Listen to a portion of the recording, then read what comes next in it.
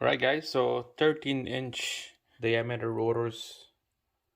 That's about 330 millimeter rotors diameter with a power stop calipers, 4 pucks. I'm gonna show you guys how to install this brake pads and the retainer. Let's go. Alright guys, so the tools you need is just a little tiny little punch pin and a small little hammer, but I don't have a hammer. I just use this heavy socket here. So start with the pads. This have backing plates on this, so you don't need that. Same thing with the other side, you don't need the backing plate. With the scraper retainer here, that goes in to the outside, and the other one is on the inside. Alright, so let's put the pin to the back, line up the hole, just like that.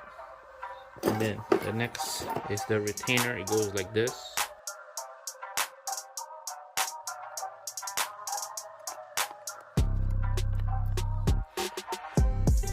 Push this retainer down like this while you're putting this pin, the last pin, down. So the retainer is under the pin, goes like that.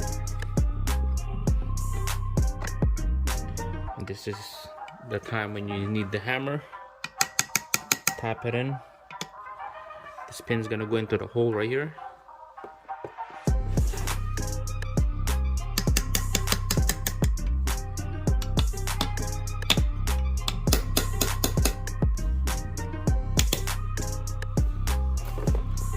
Just like that, guys. So open that up just like that, and then we're gonna slide it into the caliper. Just imagine this is on the vehicle. Slide that caliper in, trying to spread the pads while you're sliding in the caliper. Alright, here we go. It slides like that. There's another way to install that, but this is the best I can do because it's not on the vehicle. So there we go, guys. That's how you install the brake pads into this big caliper rotors. Looks nice, then they look nice. Wow, super nice. Can't wait to put this on the Honda Prelude.